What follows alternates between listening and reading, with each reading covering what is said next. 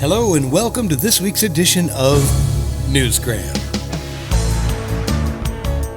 The other day, I was talking to a friend of mine about my lack of math skills. It's amazing how often we use math in our daily life, and how often I wish I'd learned it better. I can still remember my grammar school math teacher telling us how important it was. But instead of focusing on the math, I mostly noticed his short fuse and how frustrated he'd get trying to drill these concepts into my head like some sort of third world math dictator. Anyway, high school wasn't much better. Algebra was required, and for some reason my brain just didn't click with all that. But maybe that's the problem. There's nothing wrong with my brain. It was the system.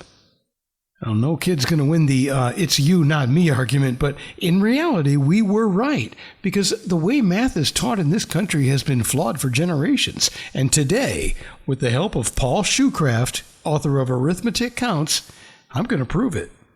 Arithmetic is a language. It's a written language for describing numeric events concisely and precisely. Events like paying bills, making out a budget, or buying a car. That is a glimpse of the solution he's created, but first, let's examine the scope of the problem. According to the U.S. Department of Education, more than half of American adults lack the basic math skills needed to function effectively in daily life. We're talking about things like comparing prices, calculating tips, or understanding basic graphs. And like me, Paul Shoecraft has had enough. He says it's time to fix this problem, and it all starts by forgetting about memorization. Pun intended. Paul says we have to look at things differently. Exactly, and it's been that way for over 100 years. In the first grade, we just added and subtracted small numbers. In the second grade, we did the same thing. In grade 3, we also just added and subtracted. We didn't get to multiplication and division until grade 4. And that's holding children back. Oh my goodness, that's 4 years. If you count kindergarten, K, 1, 2, and 3. So we take 4 years trying to get children to memorize something that we know they're going to forget. Not everyone has a good memory for the numbers. So we know going in that we're going to fail with a lot of children. And we've demonstrated that every year for more than 100 years, and yet we've done nothing about it. Here's another way to look at it. Remember back in college, all those late nights when you were pumped up on sugar and caffeine? If you ever crammed for a test, when did you cram for it? Like in high school or college?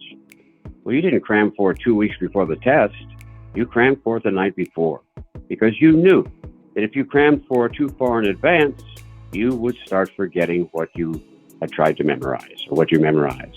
This really hits home for me because I believe in treating the problem, not the symptoms. And Paul's system, called Move It Math, it was designed as an alternative to rote memorization of mathematical facts. His system focuses on understanding concepts and active engagement. It's a system that was piloted in elementary classrooms where they weren't forced to memorize the number of facts. And guess what he found? Well, they get it. When you know how to figure out the number of facts, when you can count them out, and there's 390 of them, that's a lot to remember. And most people can't do that. But there are some who can. Maybe 10% of the population can do that. And they've become the standard. But the rest of us, who by definition are normal, no, we forget. And we know forgetting is a human condition. I won't belabor this point anymore because I think you get it. There is a better way out there. But the reason I'm so passionate about this is that struggling with math creates a feeling of failure, and that can follow you around for the rest of your life. The analogy I use here is checkers and chess. If you know how to play both games, I'll bet it bothers you more to lose a game of chess than it does a game of checkers. Checkers is a child's game. Chess, that's for grown-ups. And when you lose that, when you lose at chess, that's like you're pitting your intelligence against someone else's intelligence, and it hurts a little. You take children who are having difficulty in arithmetic because they keep forgetting, say, the number of facts, like 2 plus 3 is 5 and 7 times 8 is 56. Those just don't jump into their minds like they're supposed to if you memorize them. Well, they tend to doubt their ability to do math because they're being told, hey, you have to know this by now, whatever that is. You have to practice this until you can say it or do it without even thinking. Just like you can say your own name. Well, that's baloney. That's baloney. So why would we create a system that inherently instills a sense of failure in our kids? Well, I know it's not intentional, and I know plenty of teachers who work very hard to avoid those feelings. And to be fair, many of them do understand Paul's system and use it in their own way. But we're painting with a broad brush here because the majority of instructors do focus on memory, and there's just something about math. When we can't do it, it gets under our skin. At least it did for me. My memory was never that good. I had a terrible time in history, for instance. I couldn't remember names and dates worth a darn. But that never bothered me. I never thought I was stupid because I got C's in history in high school. I thought history was stupid. I don't think that now, but I didn't take it personally doing poorly in history. But when I got confused in algebra in the 9th grade, I took that very personally. That bothered me. Wait a minute. This is about thinking. And if I can't do this well, I'm in trouble. And there's not much we can do about that on this edition of Newsgram, but we can help kids to better understand math and to avoid those feelings of helplessness. It's really important. I looked into this. Here's a trivia question for you. What professions are populated mostly by people who cannot do math? Well, the answer is none. All work fields within our society require basic numeracy. All of them. It's a big deal. I didn't realize it was such a big deal, frankly, until I wrote my book. In 2022, Brian Butterworth published a book called Can Fish Count?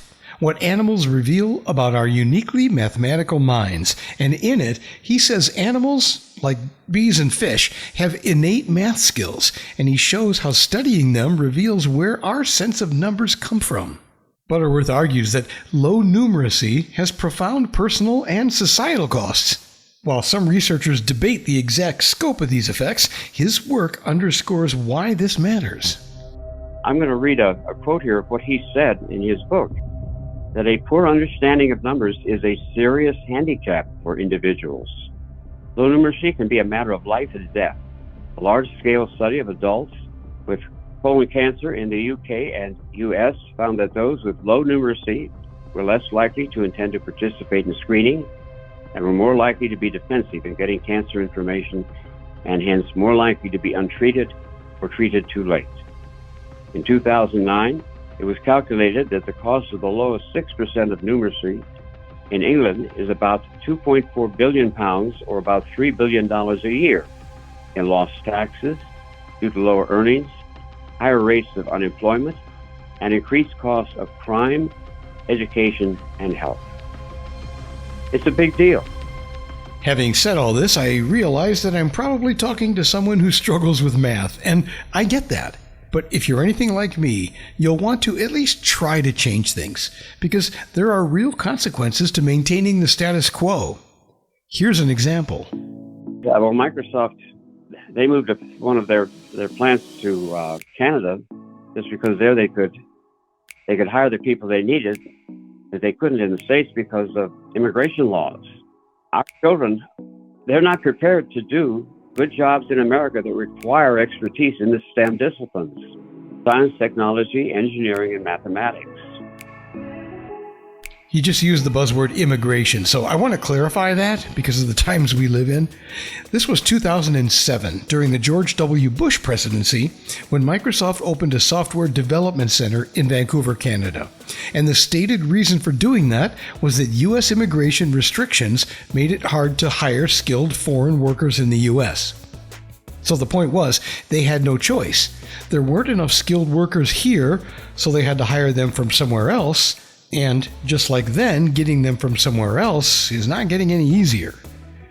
Now, on the flip side, there are also debates about whether the problem is really skills related or a mismatch of pay and training, so I get that too, but we can debate all this another time. The point is, in his book Arithmetic Counts, Why Americans Have Trouble with Math and How to Fix It, Paul Shoecraft says, let's treat arithmetic like a language. Not just a bunch of numbers, and let's teach that language to children just like we do English. When children realize that arithmetic is just a written language for describing concisely and precisely what is occurring around them every day, arithmetic becomes real to them, and here's how you make it real to them. Here is a crash course for you. Now, sit up, Pay attention. This is important. Take the numerals 0, 1, 2, 3, 4, 5, 6, 7, 8, and 9. They are the alphabet for this language, and they're used to spell numbers. Numbers are nouns because they are the names of things, namely amounts, like the cost of something.